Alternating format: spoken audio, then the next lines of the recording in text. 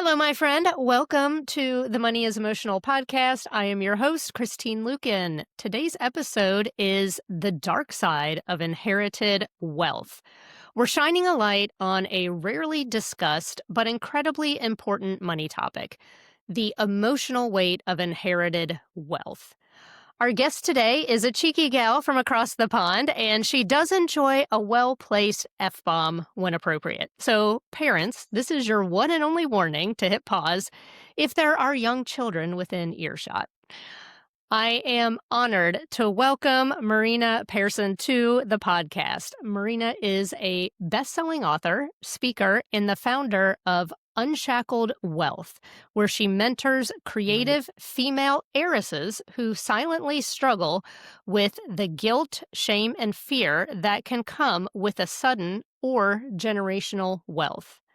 Having inherited herself 15 years ago, Marina understands firsthand the isolation, identity crisis, and poor advice that can accompany wealth that you didn't earn. Her rebellious, truth telling approach opens up conversations few dare to have so that women can stop merely surviving their inheritance and start truly living it. Marina, welcome to the podcast. Hi, Christine. Lovely to be here. Well, let's start with your story. You've lived what many would call a dream, receiving a substantial inheritance, but it came with an emotional cost. Can you walk us through your experience and what made you want to help others navigate this journey? Well, it's an interesting one because at the time when I inherited bit by bit, so it wasn't just, sudden thing. I knew it was going to happen. I was informed, but I was so disinterested. I was Mm, really not that interested in it at all. At the time, I was working in the music industry. I was wanting to get a job. I wanted to make my own way. I've always been quite independent in that way as well. But I didn't really kind of make it, if that makes sense. So yeah. ultimately, I was wanting to um, work in the industry and so forth. And I spent about 6 months actually out of work until I found a job and everything started to sort of fall into place. And then I lost that job. Mm, And then I then found myself another job within the industry. But at this point, I realized that I actually wanted to go out on my own and I wanted to work with people because I started my own personal development journey back mm, in, when was it, 2010, I think it is now, and 15 years ago. And I hit on this incredible industry that I knew nothing about. So I wanted to make it on my own. I wanted to have my own business and so forth. And my father, who was very old school, I mean, he was born in 1917, so that should give wow. you some clue. Yeah. He fought in the Second World War and he was very conscientious about money, Mm, um, and had just had a very tight grip on it. I yeah. remember growing up with my mother, and my father was away a lot. And we would have to wear jackets in the wintertime because we weren't allowed to put the heating on. Oh, my. So and he never sent anything with a first class stamp. It was always second class to save money. Wow. Yeah. So I had this really odd experience of, like, I knew we were wealthy, but the messages that were coming at me were very much, "Be careful, it could leave you at any point." So when I inherited, and at that point I wasn't working, I suddenly had this magnifier, amplifier, if you will, Mm, of the things that I didn't even know that was going on for me at the time. yes. So I thought I'd worked through my money stuff, but until it landed in my account, um, I have to say that I didn't really understand what it meant. And I'd started to look into this. So I'd inherited a little bit, and then I then inherited the bigger part. Mhm. And what was showing up for me, namely when he actually died, was a real fear that I wasn't gonna be able to look after it properly. Yeah, I can Um, see that from the way he treated money, that there was a lot of he had a lot of fear there was about a lot of money. fear going on, Yeah. and I didn't understand that that had been passed down to me. Because when you inherit, you don't just inherit the money, you Mm, also inherit a whole bunch of stories, a whole bunch of, as you know, and, um, it was never talked about at home. You yeah. know, he was very old school, so we never talked about money, we never talked about finances, and to be honest, I wasn't that interested in it either. I've always Yeah. been a free spirit, a creative, wanting to work in the music industry, and to me, it was like this really boring part of life that you just, I don't know, like somebody else does that for you, right? And all of that was Um, just like, "No, I'm no good with numbers, why would I care?" mm, Because money was always present. yeah, So why would I need to worry about it? But when it hit the account and my kind of father had left this plane, I suddenly realized, "Oh my god, there's only a finite amount of it. What do yeah, I do?" Right? Because suddenly my fountain of youth, if you will, my fountain of money that used to flow to me had stopped. It was that. yeah, That was it. right. So it was like, "Oh my god," like this hard-hitting moment of, "Shit, what if I fuck it up? I need to make sure that this money lasts. I'm not working at the moment, so what do I do? And so I started to look into this, and I couldn't find anybody that really was talking about this or I could learn from, or I mean, it was just insane because ultimately what I was basically being introduced to was financial advisors. Right. And they just were interested in my money, Of course. not in me. And talking Mm, about my emotions around it, not talking about the fear I had about fucking it up, not talking about not understanding most of the jargon that they threw at me, not yeah, really understanding anything. And so kind of going, well, who do I talk to about this? And yeah, so I jumped on a course with T. Harv Eker at the time. I don't know if you yes. know him. Love T. Harv Eker. And Yes, so I big did a fan. lot of that. And I went to his Never Work Again program. It was an event back in, where was it? Somewhere nice. I can't remember now. I think it was near San Diego. Oh no, it was in Arizona somewhere. Anyway, loved it. And I decided to invest in one of the people that came off the back of it. And I actually invested in an oil well in Texas. I love it. Yeah, well, I put in a lot of money, not really Ooh, understanding that oil wells can dry up or that there's an issue or that I didn't even know how much oil was in there or anything. And so uh, 3 months in, that was it, the loss of my oil well, done. oh, no. And so it was almost like, well, that is just now confirmed that I don't know what I'm doing and that I cannot Mm, trust my financial decisions. yeah, Something along those lines.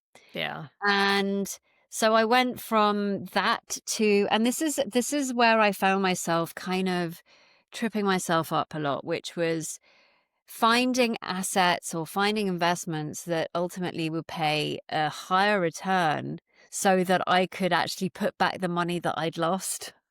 yeah. Because in my head, I owed my estate. My estate was not mine. Mm, So there was this whole identity piece around this is wealth that was given to me by my father. He made it in his own way. I don't really understand exactly how he did it. He gave it to me. I'm supposed to do something with it, but I am so scared. I am so paralyzed by this fear. But then what I'm trying to do is to basically the stopgap and put money back in. So I'd find wow. investments that are really risky Oh, and lose no. money. Yeah. So it was almost like you were treating your inheritance like it was a credit card that you had to pay back, instead of a deposit into your bank account. Yeah. Yeah. And that went on for years. Oh, no. That went on for years. Not the investing in shitty things. Well, yes, there were things that I've invested in that were pretty shitty, but um this whole piece around I owe my estate. Mhm. And of course, that energetic it doesn't really work because I wasn't embodying my wealth and my No. decisions were coming from a place of lack And fear. and fear. Yeah. And then not to mention guilt. And then Mm. not to mention shame because I didn't know who to Yeah. talk to. Yep. Because of these financial losses, I felt so much shame around it because I didn't talk to anyone about how I was feeling. And so Mm. it just snowballed into this I have no value. Everybody around me, and this is the interesting thing, I surrounded myself by really successful entrepreneurial women who were Mm. making big money in their businesses.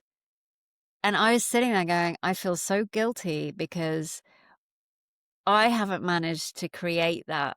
There must be Mm. something wrong with me. Yeah. And so I am in my environment was just fueling that sense of non-worthiness. Yeah.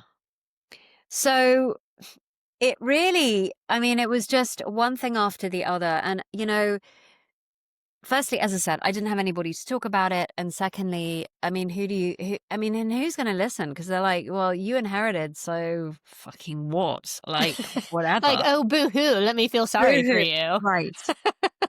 I And had there's to a work for stigma. my money. You just got handed a big bag of money. So let me feel so Exactly. sorry A for you." boo-hoo, whatever. A first world Oh. problem. Yeah, it is a first world problem. Mhm. But so is winning the lottery and Mhm. spending all that you win and then going into severe depression, um, because you're not emotionally mature enough to handle it. And it was Yeah. so interesting because these insights they came over time. Right. And it wasn't like this one insight that changed everything for me. There were 3 or 4 that were really, like, seismic. They moved Yeah. the needle and the tectonic plates in my inner being. And, I remember one of them being not realizing that I was carrying my father's story. Mm. I was sitting in a room full of coaches at the time, um, and I remember talking about, well, I don't need to struggle because I have money. And the guy said to me, wow, that's amazing. You're in such a privileged position. And I was sitting there sweating and thinking, oh my God, am I? Like, why do I feel like I'm still coming from that desperation then? What is Yeah. it? Yeah. Even though I have it. And it suddenly hit me. We were all in a quiet place and I just heard, I call it the voice that sort of shows up. Yeah. And the voice said, it's not your story, it's your father's. And for about 2 days, I was walking around with this space in my head, in my being, because suddenly all of that noise just disappeared. Mm. And so the question that popped up was, well, what will your story be? Yeah.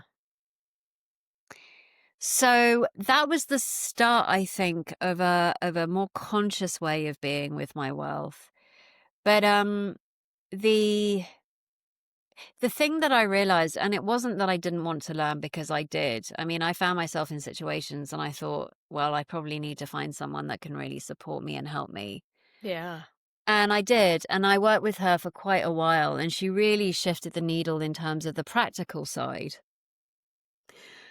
But what was really fascinating to me was that when we stopped working together and she stopped doing one-to-one work, I went straight back into that fear. And so Mm. what I realized was that no amount of investment strategy, no amount of spreadsheets, no amount of telling me that I am financially free was going to actually have my body understand that. Yeah. And so I realized that I'd created a codependent relationship with her, that it was Mm, fine until she left. yeah, I felt safe, right. but I felt safe thinking it was because I was in that relationship with her, not because I felt safe in my body to trust my own decisions. So I Yeah, used education as a crutch, but I didn't really go in and go, okay, what the hell's going on here for me? And sit with that fear. I was way too fearful of the feeling. And it yeah, was a constant feeling of dread. And while it was kind of, that white noise. This is, over yeah, television, the white noise. It was yeah, kind of like that.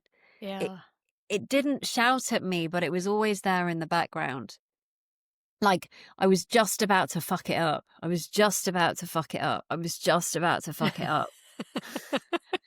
And it was just so yeah, it's Oh, and I've spoken to some women about inheriting as well, and it's not unusual that they feel this way actually. yeah, It really isn't. yeah, Especially women that have wanted to kind of, we don't go I don't go out there to like fuck up my inheritance. It was really more around wanting to do the right thing. yeah, And so then there's that blame and the shame and everything that comes in between, which is why I want to talk about it. Because yeah, when we start talking about the things that we don't talk about, it relieves the pressure. It relieves the shame and the guilt that we might have had if we've actually experienced financial loss.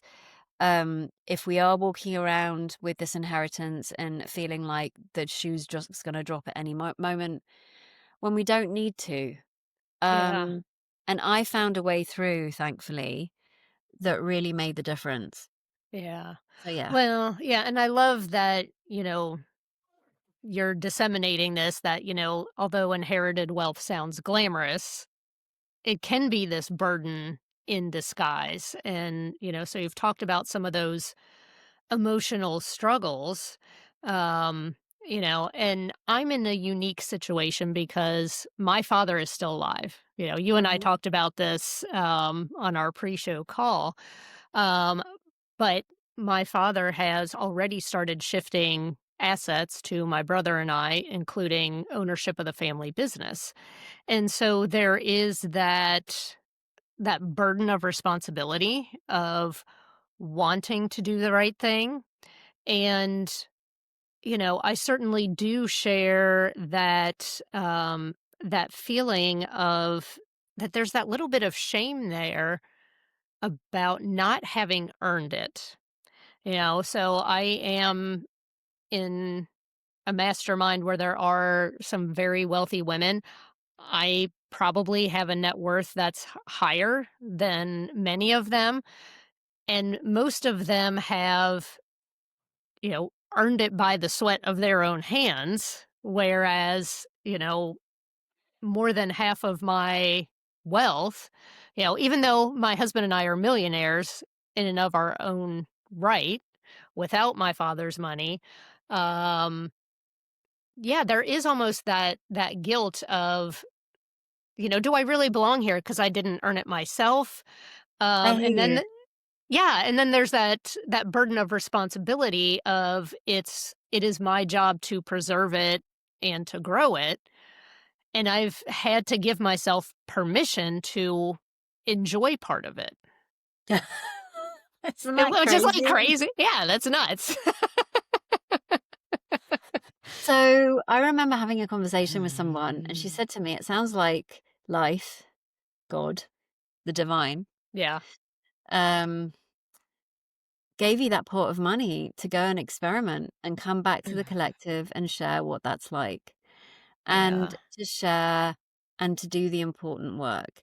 And here's the thing, like, I Mm. had conversations with my mentor at the time, and she said to me, most entrepreneurs don't have assets. They Yeah. use they risk the riskiest strategy ever, which is they have one asset that's called their business. Right. And Yeah. sometimes that asset isn't even an asset. Yeah, and it kind of gave me a little bit of a shift around it because I was like, well, maybe Yeah. I can add some value there. you know? Mhm. And what I realized, especially, last year I decided to come out. To come out as the heiress that you are. Yeah, to air it out, quite literally. And I started talking about my wealth journey because I decided to invest my time and energy into a network marketing business that I absolutely love, and that for me the products are incredible. But aside from that, what I kind of started to glean from the fact that I needed to talk about it was that there was still some shame left there. Yeah. And as I started talking about my journey, as I started writing about my journey, the shame started to lift because I realized I started to share, and there were darker pockets. It's a bit like the cobwebs that you can't quite get to, but by actually sharing, there was nowhere to hide anymore. Yeah. So I then did the thing and actually got interviewed by one of the major daily newspapers in the UK. And even reading the what she'd written before it went out, there was still that sort of oh god, you know. And what I've realized is people don't actually really care. They Yes, do we not. we care way more than other people. They don't give a shit. Actually, they really don't. And Uh, so I realized that the only person that was there having this drama, mm, creating all that drama, was me. yeah, And most people wish you well, in fact. And those that don't, and this has been the interesting thing for me, is discerning who are my friends and who are not. Because yeah, I didn't used to think that that really made any difference, but it does.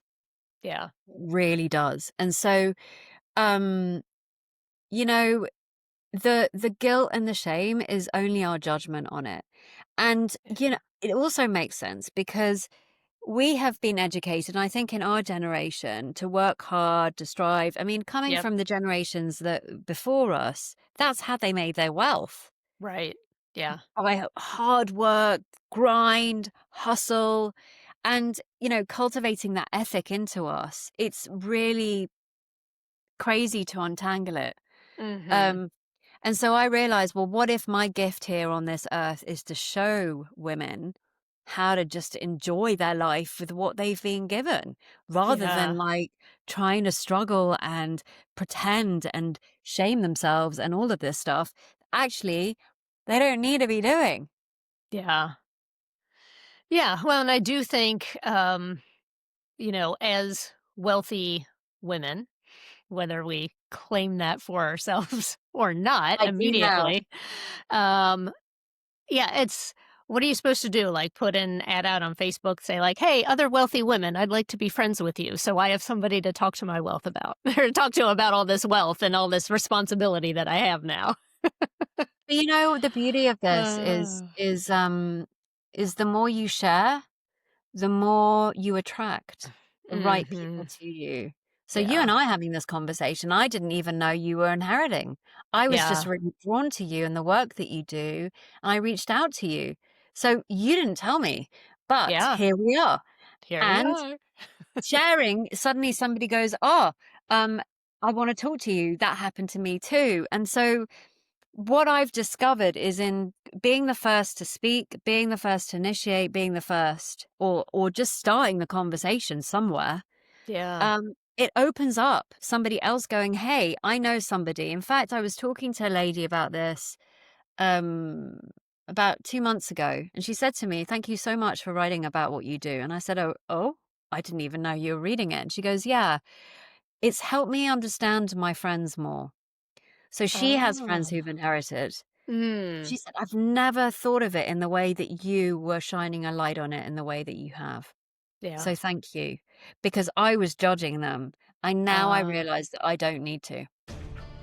Dare to enter the Wealthy Woman Book Club, where answers exist to forbidden questions, where women of all ages and income secretly gather, where knowledge is shared, where possibilities are explored, where women claim their power. Dare to stay a spell in the Wealthy Woman Book Club. In this place, we lift each other up. In this place, we start dreaming again. In this place, we see financial miracles. In this place, we grow through the glory and the failure. In this place, we step into a new identity. Dare to champion the Wealthy Woman Book Club. We're creating a future where women are financially empowered across the globe. We're creating a future where our daughters stand on equal financial footing with our sons. We're creating a future where we purchase with our principles rather than price tags. We're creating a future where we use the power of money for the benefit of people and the planet. Welcome to the Wealthy Woman Book Club. Dare to come in, woman. Come in. Join us at wealthywomanbookclub.com.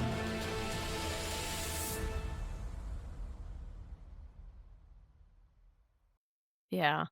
Well, it's interesting you say that because I did have a discussion with one of my friends, about my inheritance, what I've received, what I'm going to receive. Um and she basically said, if I didn't know you personally, I probably would judge you. Like, oh, poor little rich girl. Right. And so here's the great thing is that we're here to have these conversations. Now, whether people get them or not, that's neither here or there, but there is an Yeah. opportunity to have a conversation and to understand and connect. And it's like with anything, you know, somebody who's come from a completely different culture from somebody else, i- you can judge them or you can sit and to understand. And I think that generally Yeah. speaking, when you are in a place to go, well, I totally get that you would think that. Yeah. And we're not so different, actually. I have feelings. I have shitty days. I have good Yeah. days. But you don't need to worry about money. Well, let me tell you. You're like, Let me tell you. There are thousands yes. of ways to lose money. And I think Right. the number one worry that rich people have is that they are worried that they will lose it. Yeah.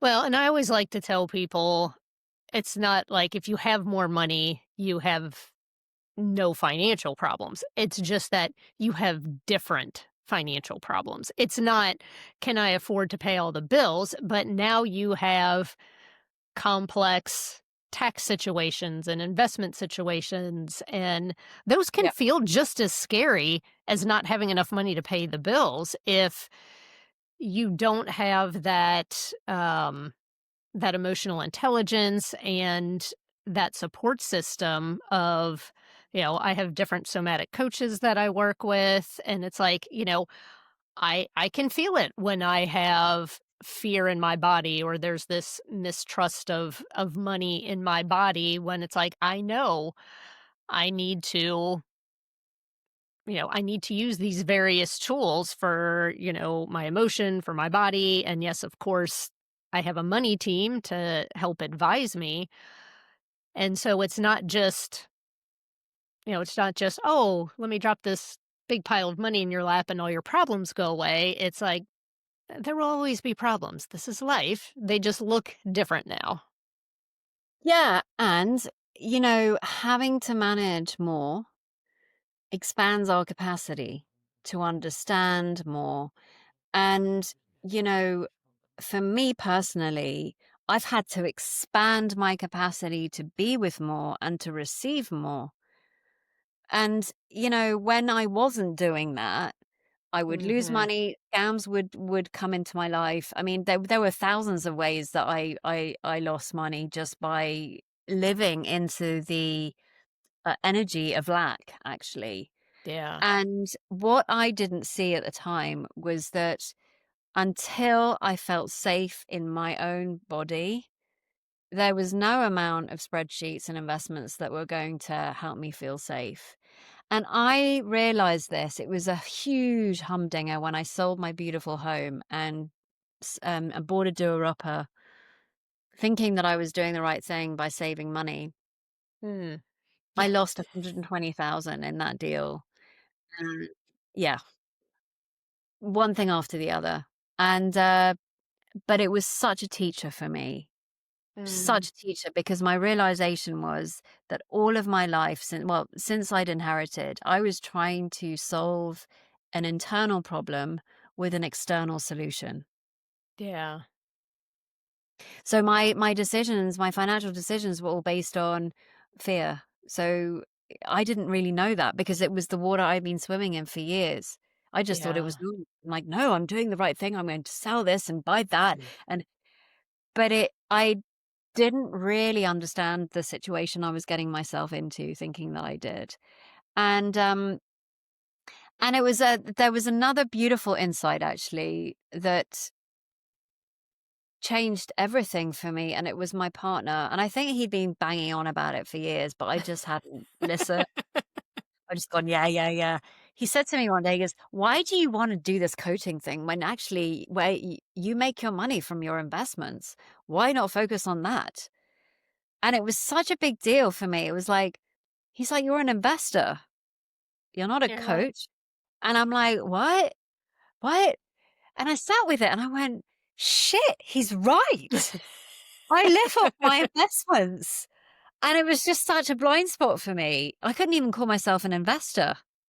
And Mm, to do so felt fucking awkward. Sorry. yeah, Um, and, yeah, it was such a and so that one insight for me then made me realize, "Ah, what if I integrated my wealth into my life? How about that?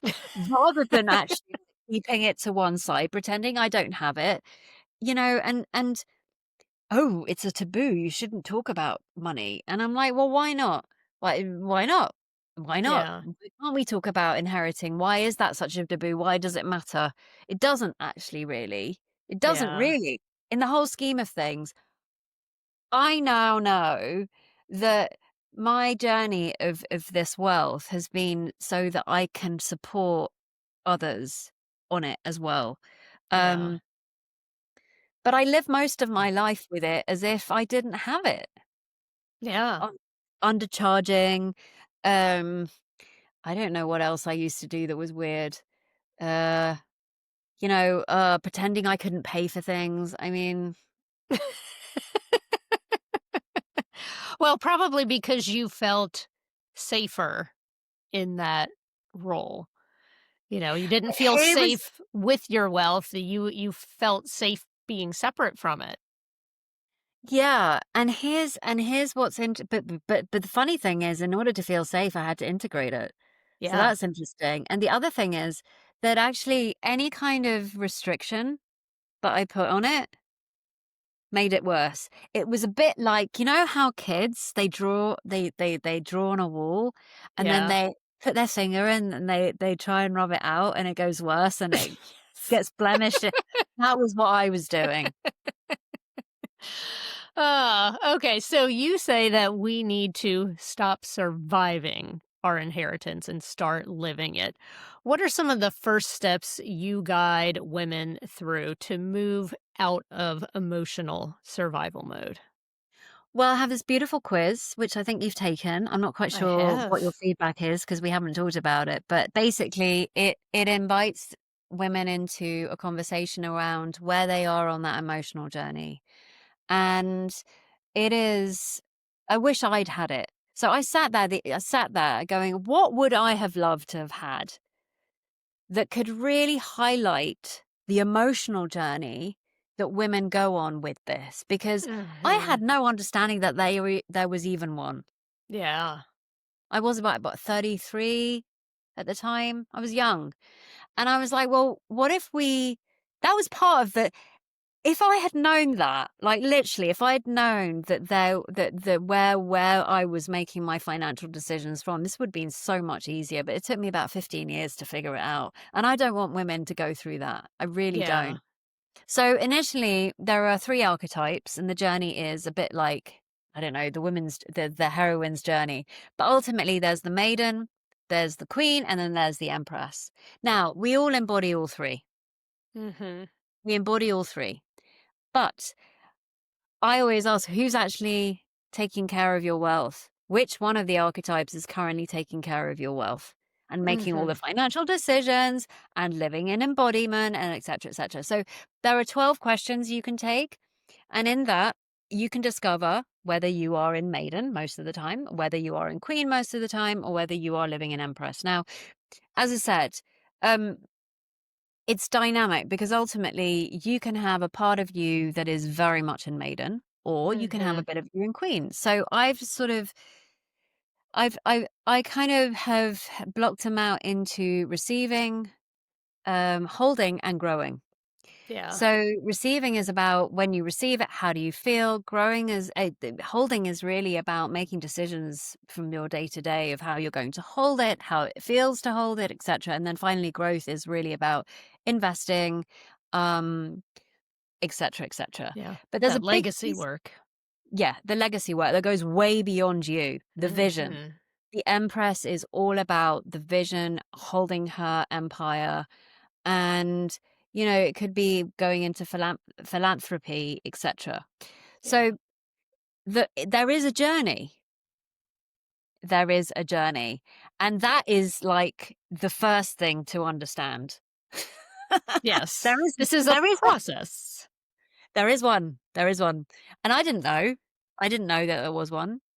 And I know that there's quite a few people doing this work now where they want they want families to come together and talk about this wealth because they've done Mhm. studies actually. UBS did one where they realized that the big thing that women who inherit want is more communication with the people that are giving it to them.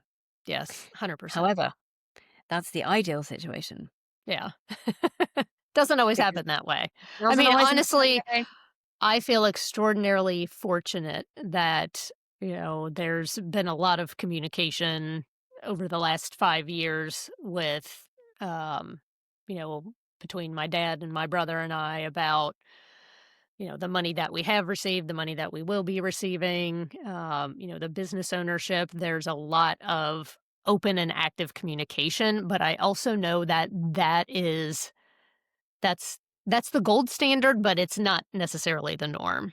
What a gift. And here's the thing, the beauty of this, Christine, is that you have the emotional capacity for it.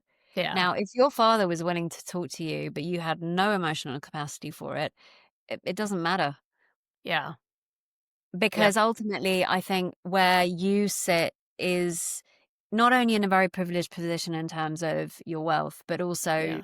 what you've decided to take on in terms of your purpose and what you do in your day to day with women. So you're perfectly primed for this. And not everybody is, obviously, but that's why I think that there are few and women far between that are willing to talk about it. There are conscious women. We're Yeah. not talking about women who inherit and go and buy, handbags. It's more like women who are conscious around it, who Mhm. understand that we as women have an emotional landscape. We do. Yeah. That's what makes us different from men. I Mhm. think I don't know what you've experienced with your brother, but have you seen a difference? Like, have you seen a difference in how he has taken this on in comparison to you? Well, I think there is some difference, and I think part of it is because he's still working in the family business. Right. So I feel like he has more of a sense like I've earned this. Mm. And let me tell you, he freaking has. Because working in that business in the machine tool industry, it's hard. I mean, we used to joke like, "Oh, if you work a year for the family business, it like sucks 3 years of life out of you." That's obviously one of the reasons why I left to pursue my passion for financial coaching. And so it's like there is also that part of me that's like, you know, my brother has earned this because he's continued to Mm. work there because we both started there the same year. Actually, 26 years ago, we started within a month of each other. And then Oh, I wow. left I left the family business to go full time into my coaching business 13 years ago. And so when I left the family business, I sold, the company had to buy my shares back, but then, you know, 6 years ago, my dad or actually, I guess it was 4 years ago. My dad basically said to my brother and I, you know, "The company's doing great. I'm honestly making more money than I can spend. I want you to start enjoying your inheritance." And so then it was like I did nothing to get basically the stock that I had sold back to the company just Right. dropped back into my lap. And then, there's been more transfer of assets and ownership since then. Um, but yeah, I do think there is, you know, I would say there's more guilt on my part because I feel like, I'm not working in the family business. I'm not putting in the blood, sweat, and tears and sometimes 60 hours a week that my brother is. But obviously he chose that and he also gets paid a damn good salary for working there. But it's like, yeah, I have to contend with those feelings because I kind of part of me is like, I'm the lucky one. I get to benefit from the hard work of the business and the profit of the business. And I think it's a Yeah, big part, I think for us, the biggest piece here is the receiving of it, and absolutely. and just be in so much gratitude and acceptance for this beautiful gift, regardless. Mhm. You are worthy already, you know? Yes. I think there tends to be this sort of, I need to produce Mhm. in order for me to feel worthy of the money. Yeah. And actually, it's not true. You're worthy already, regardless of whether Yep. you have or not. So Yeah. it's just a bonus. Yeah. But it's so ingrained, and you know, what came to mind as you were talking is, there are core beliefs that are so ingrained, and I know you know this, but for me, for example, I was doing some really deep um feminine work, and I realized that the core belief that I was holding was I thought the masculine would abandon me. Mm. And actually what that then transpired in was I thought my assets, my money, my investments would abandon me. Yeah. And so, once I saw it, I was like, well, that's not true. And so Mhm. suddenly, like, well, actually, that's not true. I can receive just for the sake of receiving, and how lucky am I that I get to be on this journey. And it's always asking something of us, right? Where we have those cobwebs of guilt or shame or fear or anger, even. I mean, I've known women to inherit that are so angry that they want to just give it away. Yeah, especially if they didn't have a good relationship with their With parents, their you parents. know? Exactly. So, yeah, I Exactly. can It's almost totally see like, that. yeah. And it's so fascinating to me because it would be like, even if I didn't, I'd be like, wow. So it just goes to show that everybody has their own reality with this. And there's Mhm. nothing wrong with that. It's just noticing the amplifier that it was already there. So the Yes. beauty, I think, of inheriting this is that it amplifies all the shit that you didn't not you, but just in general, that you didn't realize you had hanging out there. The Yeah. cobwebs suddenly come out. Mhm. Yeah, So yeah, 100%. that's the journey. So Yeah. basically, from Maiden to Empress, and um, there's a blueprint that they can download to understand further um, what to do if they are in Maiden, what to do if they are in Queen, and so they can also see percentages of each, how much they have of each archetype. But that's kind of the initial start. The Yeah. idea is that I'm creating that each of the maiden and so forth, she and the empress have their own flavor. So that is all based around the enneagram. But that Yeah. is in I'm creating that at the moment. But so yes. I love it. I love it. Well, and I will say receiving is something that I have worked on for quite some time. And actually, I was actively working on it when I received the first slice of my living Love inheritance it. because I knew that that was something I needed to lean back. I needed to learn what that receiving that feminine energy was, because I had always been in a very male dominated industry, being in Sure. the financial industry, being previously in the machine tool industry, where it was just like, you kind of had to have that tough exterior. And it's, when you receive wealth, that's like, yes, you have to soften and you have to fully receive it and be grateful for it in order to get to that next stage, right? It's like you can't hold it until you fully receive it. No, and you exactly. yeah, and you can't Exactly that. grow it until you learn how to hold it. So I love that you've got the quiz. We are definitely going to link that up in the show notes for everyone. So, just a fun question for you before we go. Marina, when you're not mentoring wealthy women or shaking up outdated money narratives, what's one guilty pleasure or joy sparking indulgence that you love to treat yourself to? Oh, what a great question. I love to travel. Does that Awesome. count? Of course it does. Is there somewhere you're eyeing right now that you're Um, planning? so yeah, I've got a friend in Madeira. I'd love to go back to Italy. I mean, for me, what really brings me joy is travel, actually. Yeah. Travel, good food, and a nice glass of wine. Like, I am as happy as Larry with just a really nice plate of food. I am a bit of a foodie, actually, I have to say. I'm a bit Well, fussy about my food, and I I I I yeah. share your love of travel and food as well, and I'm sure you and I could probably chat for 3 more hours, I'm sure we could, actually. but well, we probably do have to wrap up. But Marina, thank you so much for opening up this deeply emotional and often taboo conversation. Friends, if today's episode resonated with you or someone you love is navigating the complexities of inherited wealth, please check out Marina's work at marinapearson.com. Of course, we've got all those links in the show notes for you.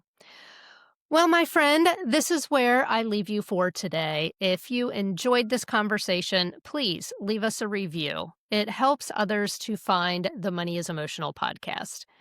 And if you're not a subscriber yet, what are you waiting for?